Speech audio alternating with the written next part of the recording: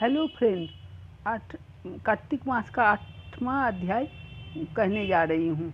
नारद जी ने कहा, हे राजन, अब मैं कार्तिक मास के इस व्रत की उद्यापन विधि बताता हूँ। ध्यान पूर्वक सुनिए। व्रती को चाहिए कि कार्तिक मास में शुक्ल पक्ष की चतुर्दशी को व्रत के संपूर्ण फल की प्राप्ति के लिए तथा विष्णु की प्रसन्नता के लिए उद्यापन करे। तुलसी के ऊपर चंदोबा बनावे, बंधन बार वो फूलों से सुसज्जित करें, चंवर से सुशोभित मंडप बनावे, चारों दरवाजों पर मिट्टी के बने हुए पुण्यशील, सुशील, जय और विजय 4 द्वारपालों को अलग अलग बैठावें। तुलसी की जड़ों में 4 रंगों द्वारा सर्वतोभद्र चक्र बनावे। उसके ऊपर पंचरत्न नारियल रखें और शुद्ध वस्त्र से कलश को ढके। फिर भगवान विष्णु का पूजन करें।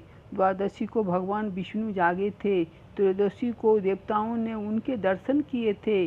चतुर्दशी को देवताओं ने उनका पूजन किया था, इसलिए भगवान विष्णु की उद्यापन पूजा की जाती है। उस दिन संयम तथा शांत चित्त से व्रत करना चाहिए। अपने गुरु की मूर्ति बनाकर षोडशोपचार तथा विविध नैवेद्य आदि से भगवान का पूजन करें। विविध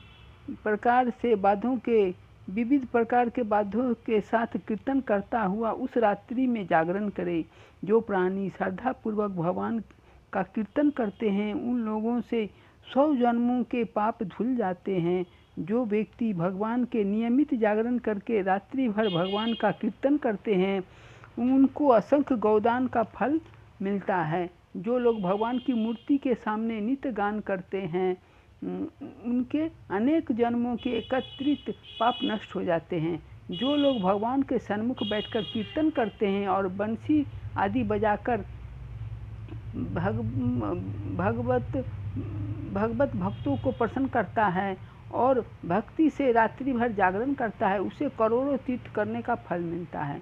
पूर्णमासी को अपनी पत्नी सहित वेद पाठी ब्राह्मणों को या केवल एक ही श्रेष्ठ ब्राह्मण को उसकी पत्नी सहित बुलावे और उन्हें खीर आदि का मधुर भोजन करावे और यथाशक्ति दक्षिणा देवे, क्योंकि पूर्णिमासी को ही भगवान ने अपने भक्तों को वरदान दिया था और मत्स्य रूप धारण किया था। अतएव उस दिन जो दान, हवन, जप आदि भगवान विष्णु के नियमित किया जाता है, वह अच्छे फल देने वाला होता है। इसलिए व्रती 3 या 1 ब्राह्मण को सब पत्नीक सामर्थ्य अनुसार भोजन करावे। उन ब्राह्मणों को अपनी सामर्थ्य के अनुसार दक्षिणा देकर प्रणाम करे। बाद में भगवान विष्णु की पूजा करके अन्य देवताओं तथा तुलसी जी वो कपिला गाय का पूजन करे। व्रत की कथा सुनाने वाले गुरु वो उपरोक्त ब्राह्मणों को वस्त्राभूषण आदि से पूजन करके उनसे क्षमा याचना करे। प्रार्थना के मंत्र का अर्थ यह है, आप सब लोगों की अनुकंपा से मुझ पर भगवान सदा प्रसन्न रहें। इस व्रत को करने से मेरे 7 जन्मों के किए हुए पाप नष्ट हो जाए और मेरी संतान चिरंजीवी हो। इस पूजा के द्वारा मेरी सभी इच्छाएं पूर्ण हो। मेरी मृत्यु होने के बाद मुझे अतिशय दुर्लभ विष्णुलोक प्राप्त हो। व्रत करने वाला इस प्रकार ब्राह्मणों से क्षमा की प्रार्थना करे और उनको प्रसन्न करके विदा करें। पूजा की सारी वस्तुओं के साथ गाय भी गुरु को दान में दे दें। पश्चात घर वालों और मित्रों के साथ स्वयं भोजन करें। कार्तिक और माघ मास के उद्यापन के नियम इसी प्रकार बतलाए गए हैं। इस तरीके से जो प्राणी कार्तिक मास का व्रत और उद्यापन करता है, वह पाप रहित होकर मन वांछित कामनाओं को प्राप्त करता है। 8वां अध्याय यहीं पर समाप्त हुआ। जय श्री कृष्ण।